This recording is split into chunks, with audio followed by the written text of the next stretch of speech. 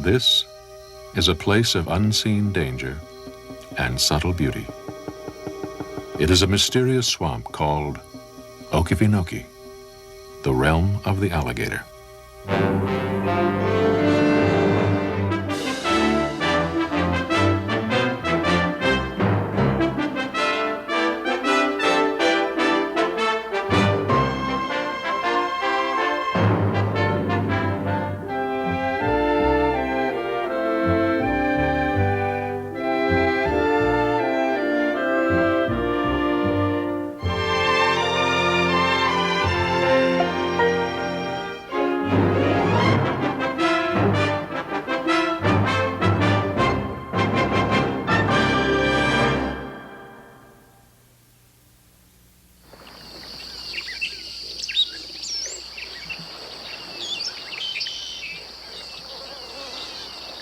Okefenokee, a forbidding place once thought to harbor deadly diseases.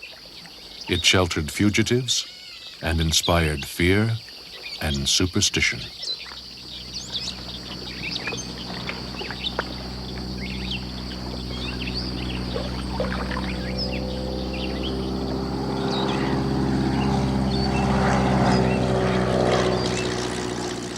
Today, Okefenokee Swamp is a well-known wildlife refuge. But even for people like biologist-photographer Dr. John Paling, it is not entirely welcoming. Whenever I go back to Okefenokee now, I've got mixed feelings about it. From the air, when you go across it, it looks just so beautiful and so serene and so natural and so appealing. And yet, it can be a place of such contrasts that it seems almost as if man was never intended to be there for long.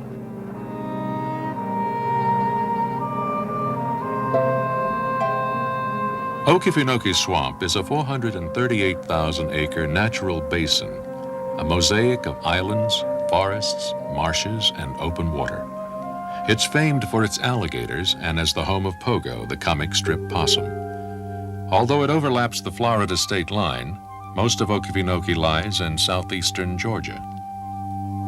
Okefenokee's population of Seminole Indians was driven out in the 1830s.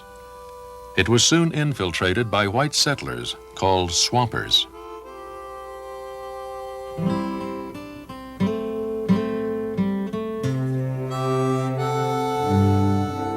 By the 1930s, the swampers were well established here, showing off alligator nests and eggs for visiting photographers. The swampers were a breed apart. Many had few needs or interests outside Okefenokee. Those who knew them admired their simplicity and self-reliance.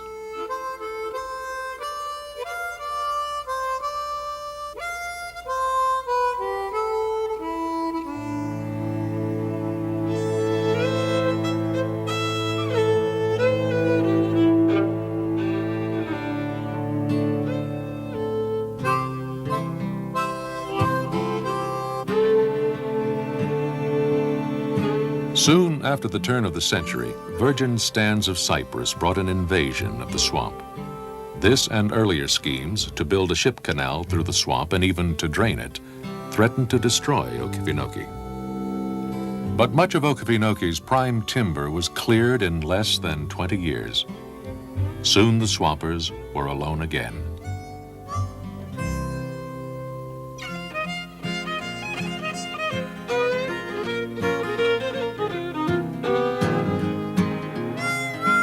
In 1937, Okefenokee was declared a national wildlife refuge. The human residents would eventually leave. One old-timer said, "We have the swamp and that's good, but the swampers are all gone. It's just a shame we can't have both."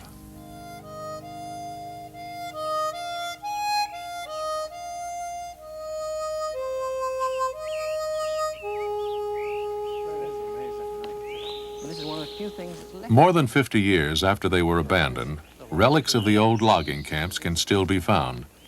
Now deep in regrowing forest, they're objects of curiosity for biologists like Kent Vliet and John Paling. This is an old train. Oh, this is? The engine was up front, and there'd be water in this old cylinder. And After working here for several seasons, Paling, born in England, has become intimately familiar with this Georgia swamp. And there's something even more dramatic over here. Come and have a guess at this. What do you make of this?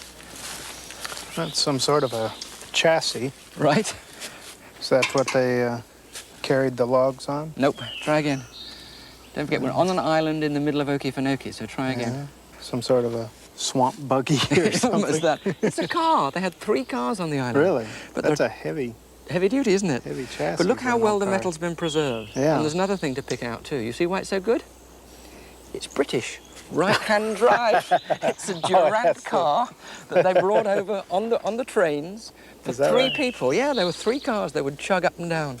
And this thing is preserved so well. Many cars that are 10 years old don't have a chassis as good as that. Well, that's a very heavy chassis. Right, and it was just to take people up and down. There's a big turpentine still at the end of the island too. And there was a cinema, there was a barber's shop, all gone now. It's amazing. Yeah. Hardly a trace. When the logging company finished up business, they just tried to get all the people off. When the National Parks, Fish and Wildlife took it, 1937. Although parts of Okefenokee can be traversed on foot, it is better explored by boat. The waters of Okefenokee look like polished ebony, dark but highly reflective. It is a landscape of mirrors, fascinating and surreal.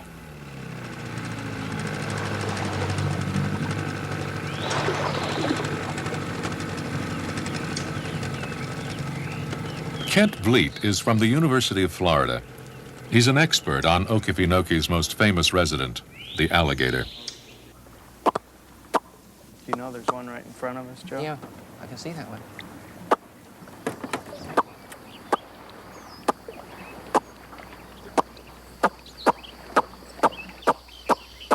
The ability to call alligators by making certain curious sounds is a valuable skill for inquisitive biologists. That's coming. Whoa, hey. Do they have binocular vision? Can they see 3 dimensions? Only a little small fraction of their total visual field, just in front of their nose, is Wait, is he coming binocular. too close? No. No, he's fine. Wow. Okay, Why do they have alligator. the yellow ring around their eyes? Is there a function that's known for that? A number of aquatic animals have a coloration around the eye like that. Hippopotamuses do. It might have something to do with magnifying light going into the eye, sort of the reverse of a football player putting black grease under the eye. To make them see better, in fact. It's going to go down? Oh, there he goes. Ah. How long will they stay underwater? They can stay under a good long time. You know, when they're resting in the afternoon, they go down for at least 15 minutes. Right, he's up again, look. Yeah, there it is. In the wintertime, they may stay down for days. Nobody knows. For days and days. I mean, they're really, what, they hibernate? Well, yeah, in a sense, it is a hibernation. Their metabolism slows down so much when they're that cold that they just require almost no oxygen. And they don't eat, obviously, if they... No, they don't eat for several months during the winter. I think the average member of the public that comes to Okefenokee and sees an alligator thinks they've really arrived in prehistory. And back into the age of the reptiles.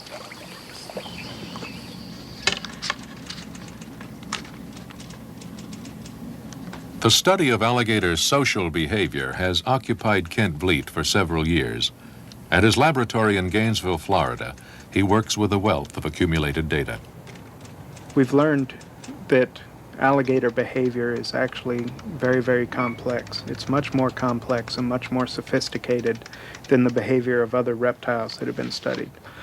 And so our dealings with alligator behavior have been to try to document the types of behaviors they show and analyze these not only in simple terms of alligator behavior, but as they might represent the primitive beginnings from which the more complex behaviors of birds and mammals have evolved.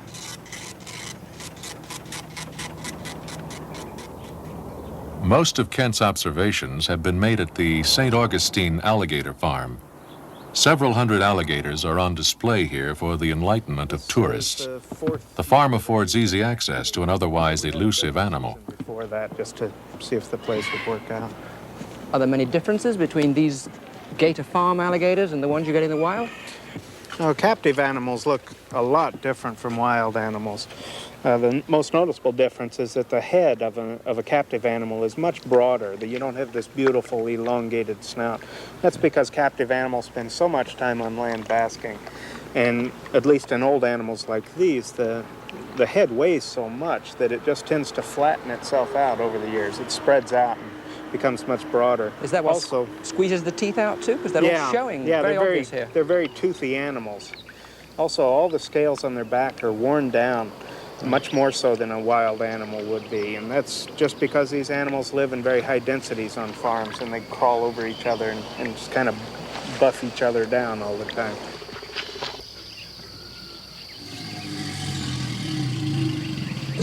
Since 1981, Kent Vliet has made a detailed study of alligator behavior in the mating season, from April into June.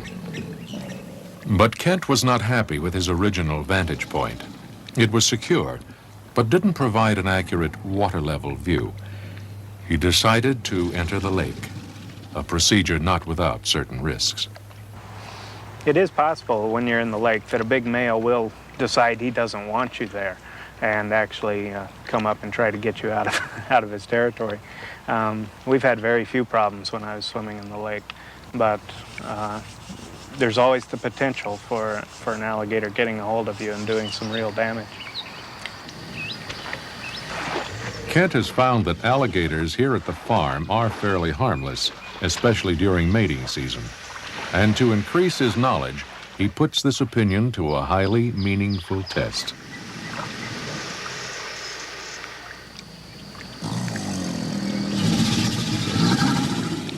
We learned early on in our research that we needed to get off the boardwalks and go down and look at alligators at an alligator's eye level. Alligators communicate to each other visually by the way they hold their bodies out of the water. And we got down into the water to better understand how alligators are talking to each other in a visual sense.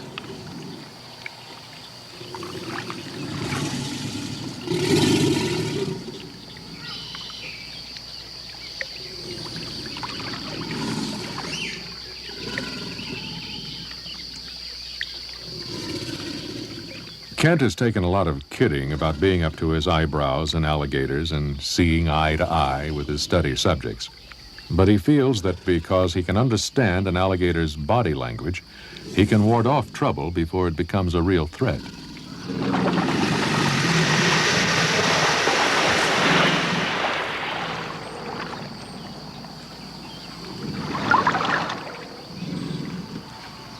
I look for animals that are obviously directing themselves toward me as aggressive animals. The way they tilt their head, how high they hold their body out of the water are all indications if they're being aggressive or not. Not all the animals that come toward me are aggressive. Many are curious, but I still have to treat them all about the same. I can't let them get too close to me. I carry a large, about 5 foot long cypress pole with me, and if an animal does get too close, I just nudge it away. Try to keep it out of strike range.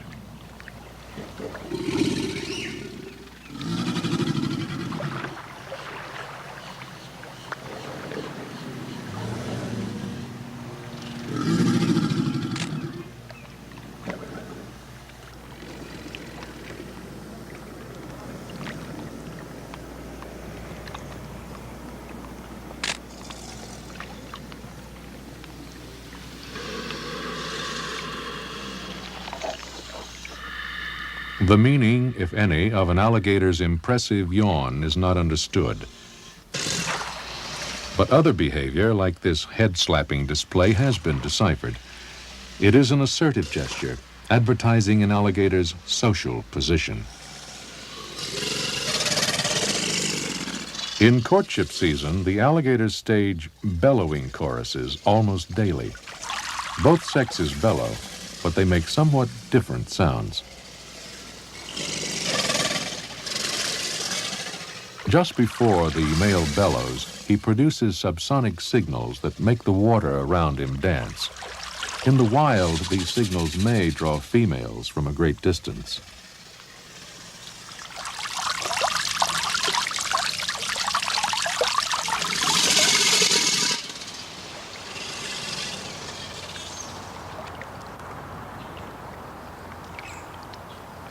Courtship is a quiet and oddly tender process that Kent has sometimes been able to witness at close quarters.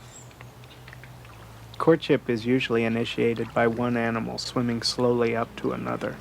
And this is a very important stage of courtship because they have to communicate to each animal that they have non-aggressive intentions. And secondly, they go into a period of touching one another along the face and neck, and they really orient each other to each other's head and neck. In the third phase of courtship, these touching behaviors become more exaggerated and the animals start pressing each other down underwater. And these are real tests of strength between the two animals. And these will be accentuated until one animal is capable of pressing the other underwater and ultimately circle around and mount on that animal and begin riding it around and ultimately roll over to one side and attempt to mate with that animal.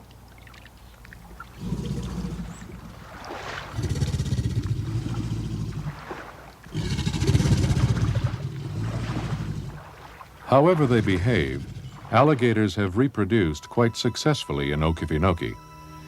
Here until the 1970s, they were badly hit by poachers. Now, stiff laws protect a population that has grown to about 12,000.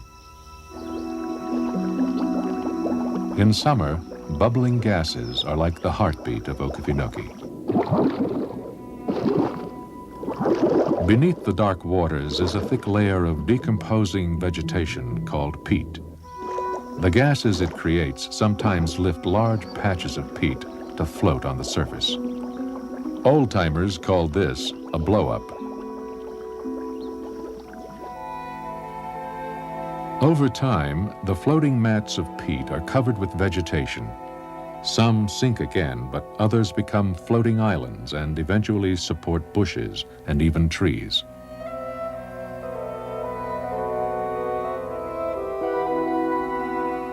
Ultimately, the trees take root and new land is created. Small wooded islands, known locally as houses.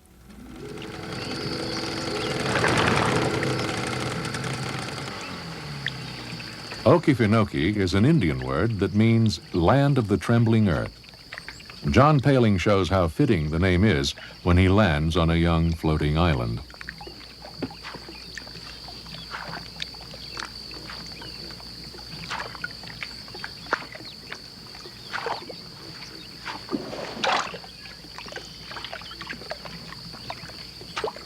I actually enjoy walking on trembling earth, if I admit it. It's one of these strange experiences like walking on a bowl of jelly.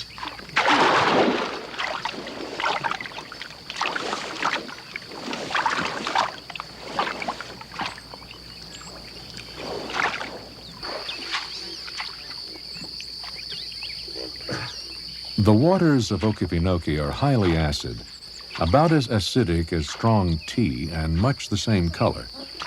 Conditions favor the growth of insect-eating plants that are found here in great variety.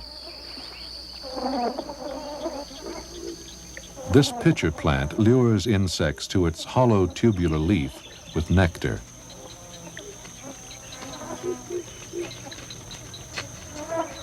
Once inside, few insects escape.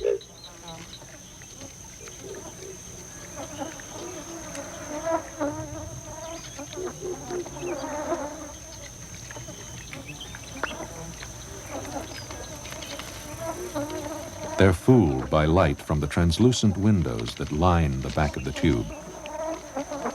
They exhaust themselves trying to get out. Eventually, the insects fall to the bottom of the tube. There they are dissolved by acid secretions, and the plant absorbs them.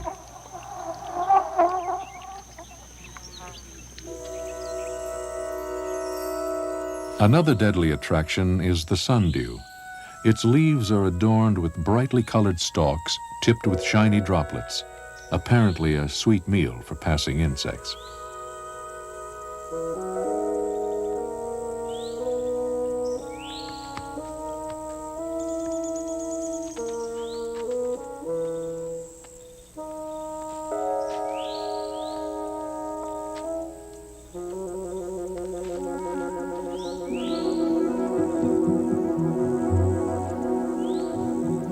But hungry insects soon become entangled.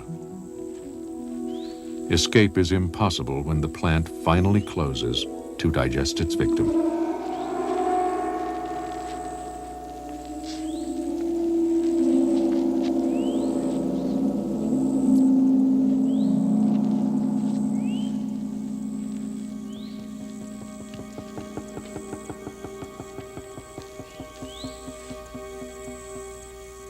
Along the edges of islands and in shallow marshes, insects are snared in such deadly traps. When it's all over, there will be nothing left of them except their indigestible husks.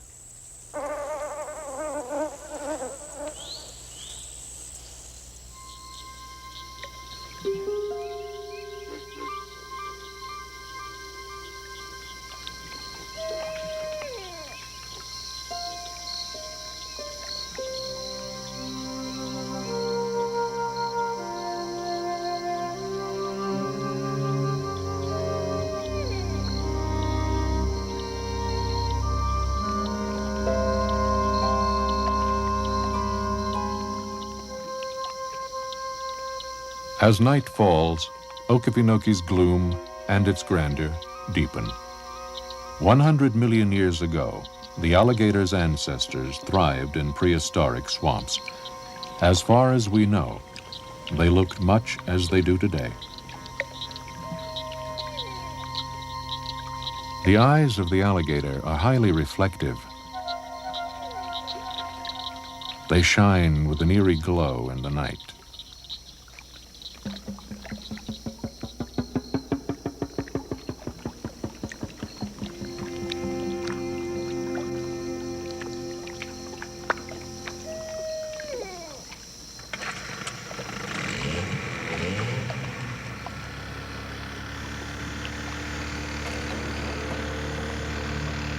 John Paling and Kent Vliet conduct a nighttime search for baby alligators. Disturbing alligators here in the refuge is strictly outlawed. Even scientists like Vliet need special permission just to touch one.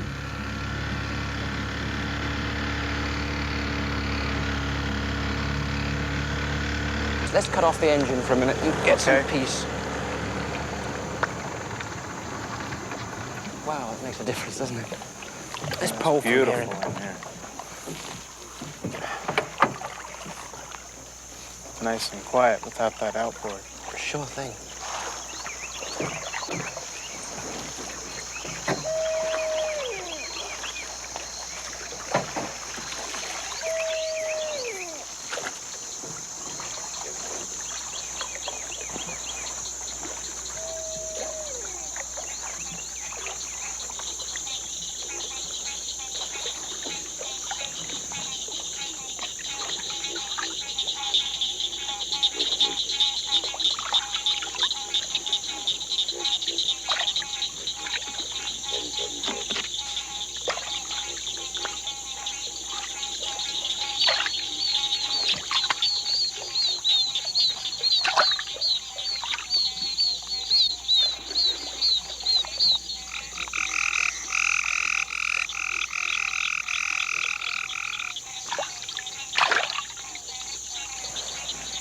Have you seen any gators yet or not?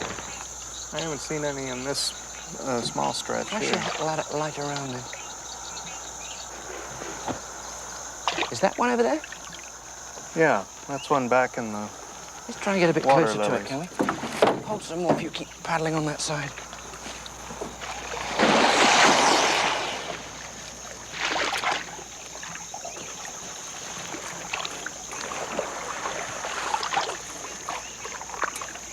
Unlike the closely related crocodile, alligators rarely attack man. There are only about a half dozen fatalities on record, and there has never been a serious incident in the Okefenokee Refuge. Even so, there's a certain tension whenever they're about.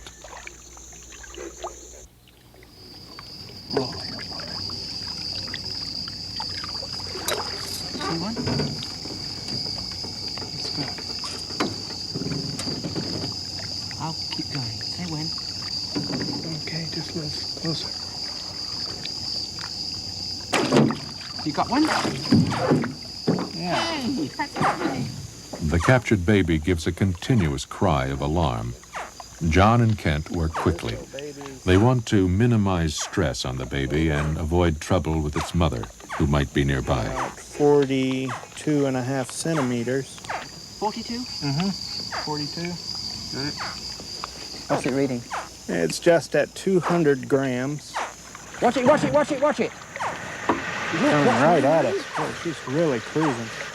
Is it the claws of the baby? Why? Look Yeah, at the baby's just continually she's going. talking. Well, hang on, her jaws are open a bit and her Yeah. teeth are showing. Kent, are you sure that's okay? I don't think it's a good idea to stay here. Do you want to put the baby back or what? Probably what I should do is just tap her on the nose and see if it scares her. They are often a little more brave at night than they are in the daytime. Watch, she's coming, Kent. Boy, she really concentrates on that. She just localizes right on the distress call. I think I better push her off. Are you sure? She's I mean, a hang little on. too close. This is not safe. She's not safe. No. How about just putting the baby back? Don't you think that's the best idea? Yeah, we're Okay. definitely at a disadvantage.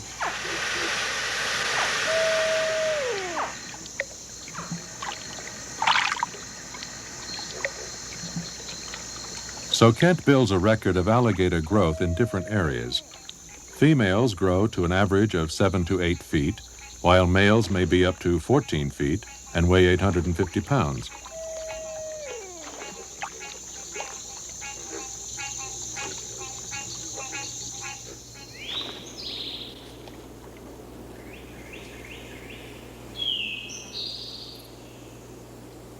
Not all of Okefenokee's wonders are found in the marshes. John Paling explores a pine forest in search of the red-cockaded woodpecker. The birds are endangered and difficult to find. They live in groups of 3 or more, and each of these so-called clans requires about 200 acres of home range. This small woodpecker, only 7 inches in length, has become famous for its finicky habits. It will only make holes in old pine trees that are usually infected by a certain disease, red heart fungus. The fungus softens the tree's inner core, making the woodpecker's work easier.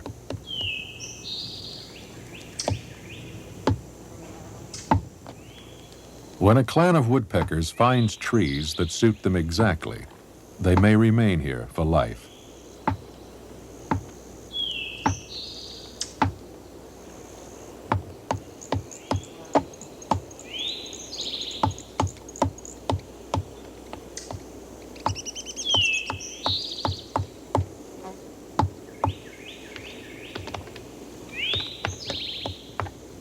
The woodpeckers keep busy, however, carrying out a fascinating scheme for survival. They constantly make fresh holes in the trees, causing them to exude a thick coating of resin. It's a sharp and smelly substance, the main ingredient of turpentine. The woodpecker's nest hole is surrounded by resin, and it's always located on the western side of the trunk, where the heat of the sun will help keep the resin moist and fresh. The reason for all this only becomes clear with the appearance of a predator, like this corn snake.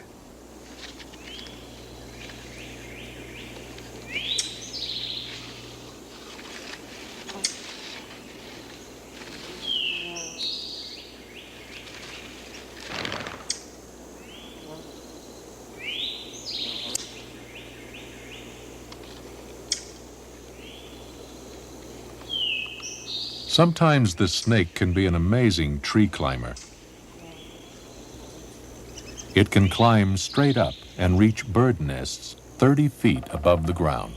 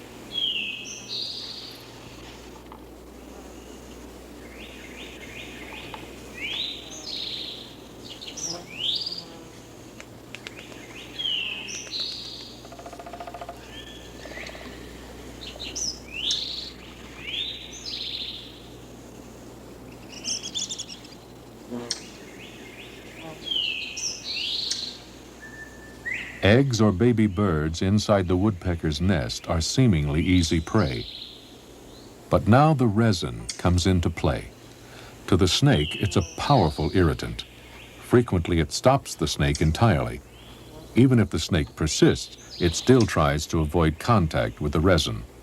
Often the snake ends up retreating the hard way.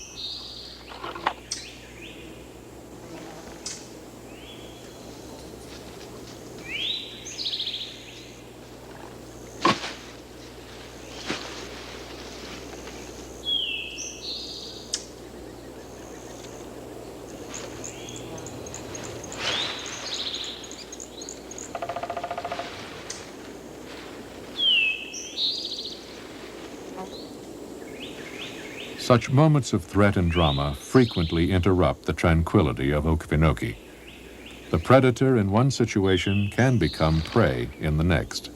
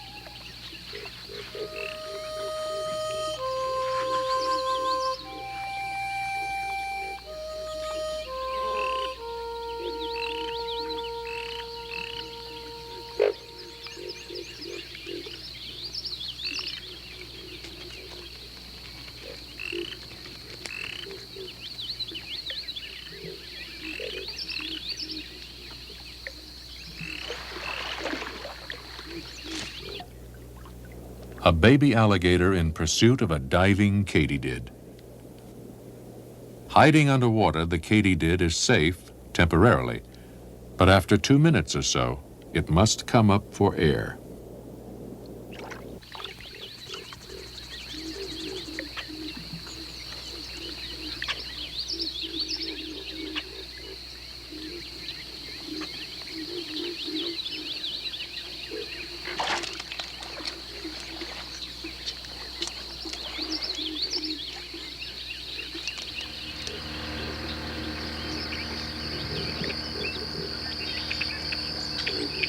It's midsummer.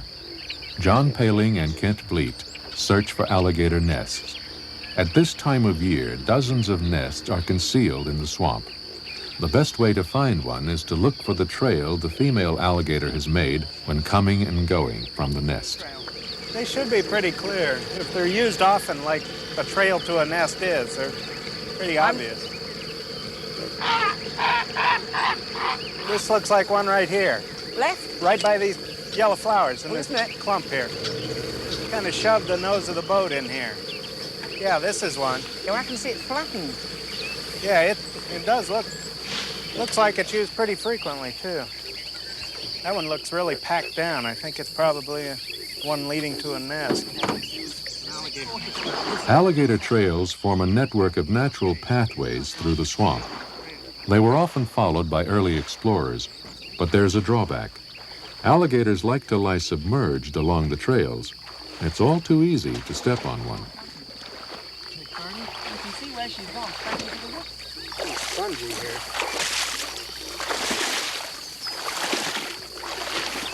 Beautiful flowers, aren't they?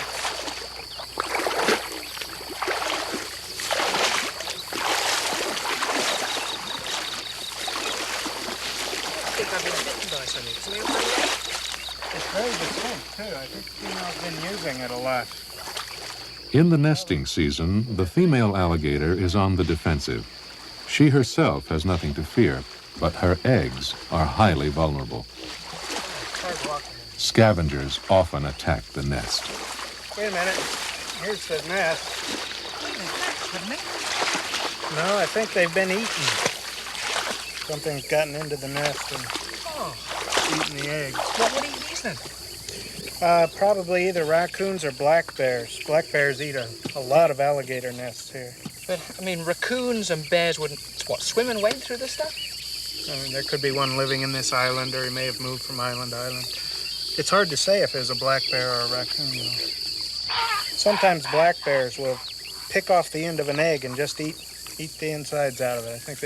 I don't know how they do it. They may just use a claw and just pop the top off and eat it. This is like sort of an island. How does the mother make it?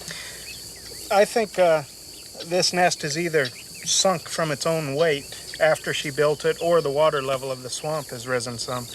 Well, these things just scrape up all the dirt and vegetation around them. And you see there's peat in here and a lot of plant matter that holds it together. And also the rotting plant matter heats the eggs. It creates heat as it rots, and it actually keeps the eggs warmer than they would be just with the sun on them. Could she still be around now these have been eaten? I think she probably came back and realized it'd been disturbed and just lost interest and left. Let's try another one then. Okay. That's a That's shame. really too bad.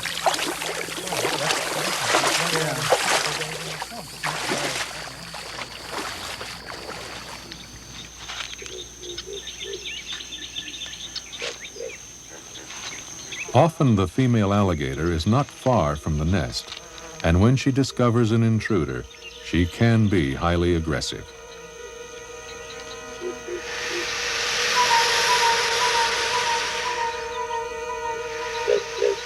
John Paling once faced such a confrontation unexpectedly when filming a nest.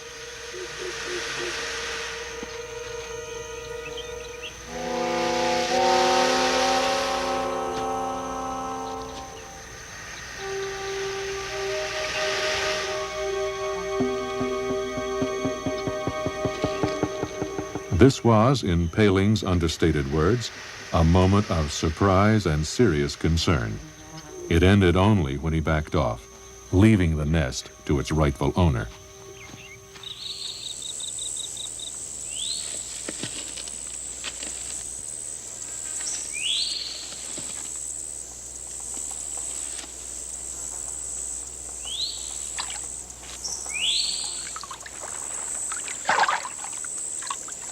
The fierce protection given the nest plays a vital part in the life of the red-bellied turtle.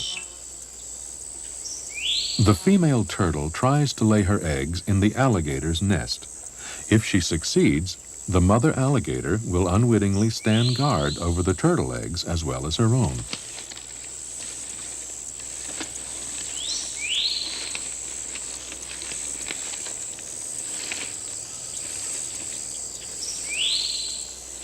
Risking attack, the turtle invades the nest and lays her eggs, taking advantage of the warmth and moisture.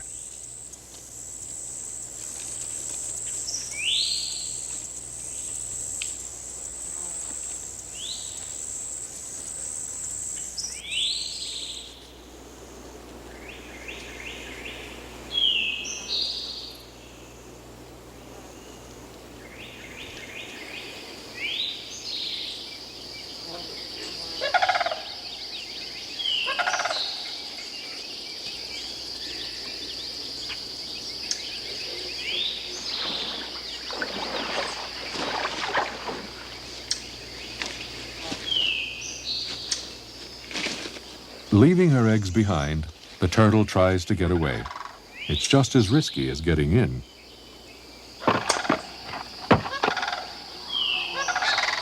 Most adult turtles in Okefenokee bear the marks of encounters like this. Often they're not harmed.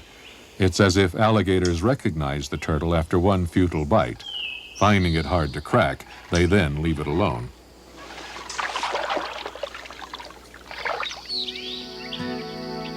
The female turtle has done her part. She leaves her eggs in the alligator's protection and will not return.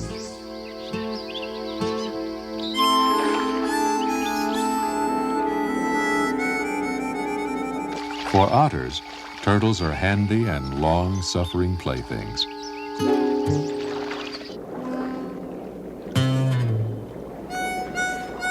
Otters are perhaps the most entertaining inhabitants of Okefenokee, and playfulness is believed to be one strong indication of animal intelligence.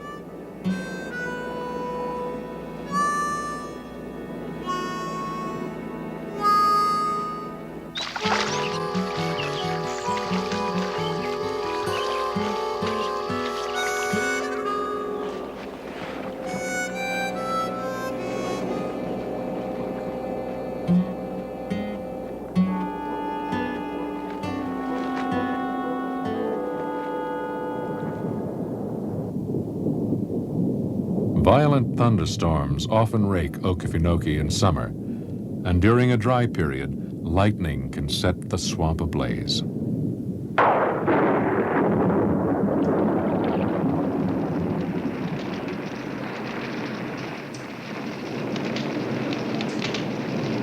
Peat, when dry, is flammable. It can burn slowly and steadily for months at a time, so fire eats away the land in Okefenokee.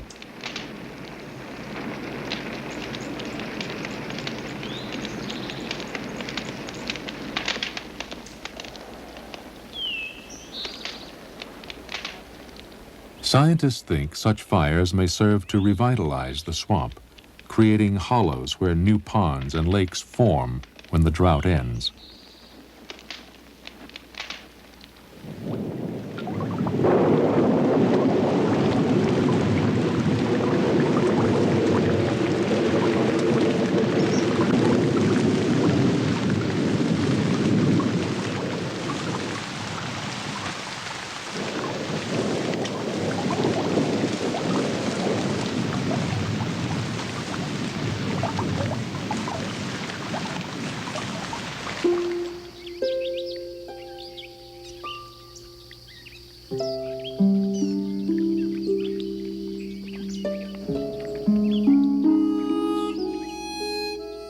Recovery after a fire is swift. Soon, Okefenokee is once again resplendent with vibrant color.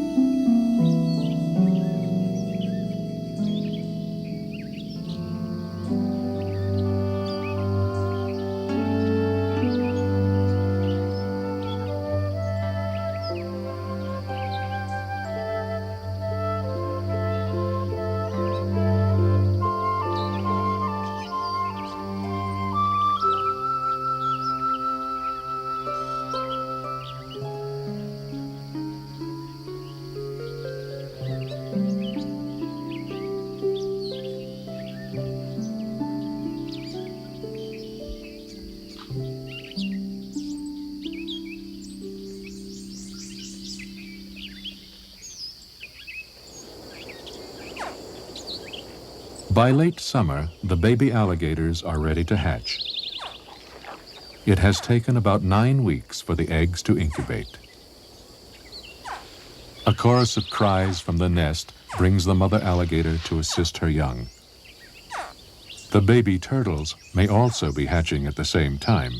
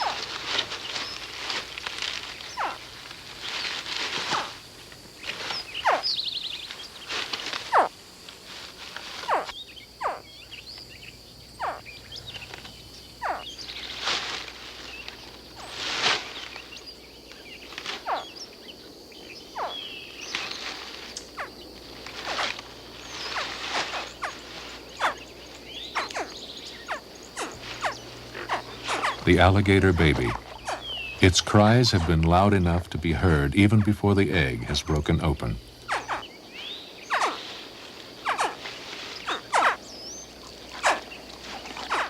Interestingly enough, the sex of baby alligators is determined by the temperature surrounding the eggs. Above 90 degrees Fahrenheit, only males develop. Below 87 degrees, there are only females. No one yet knows precisely how this serves the alligator's survival.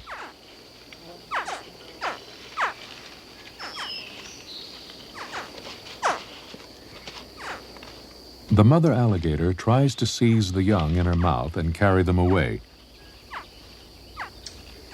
The baby turtles aren't so fortunate. In all the confusion, they're on their own. With ponderous care, the mother alligator carries her young away to water, one by one.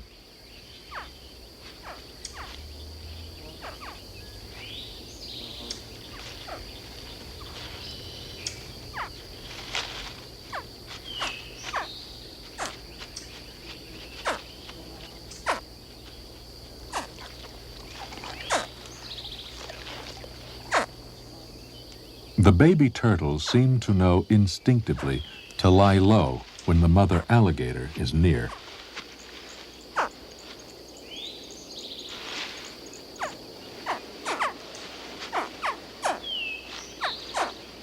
When the baby turtles make a break for it, they head unerringly for the nearest water.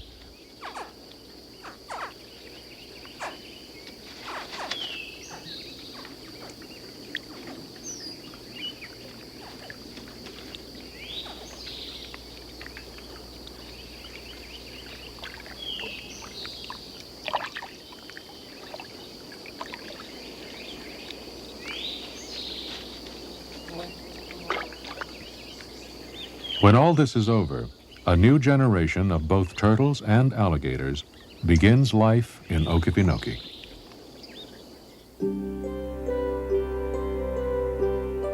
In 1960, a dam was built in the wildlife refuge on the Swanee River that could change Okefenokee forever. By holding water in the swamp, the dam is intended to prevent fires and loss of timber in nearby forests, but it could also upset the balance of fire and regeneration that makes the swamp what it is. Experts disagree, and it could be decades before the full impact is known.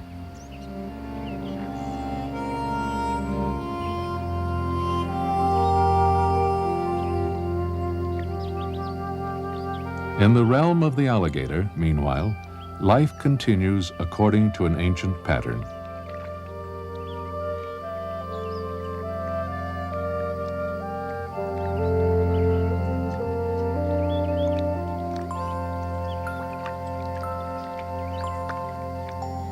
At this age, the young alligators are vulnerable to many predators.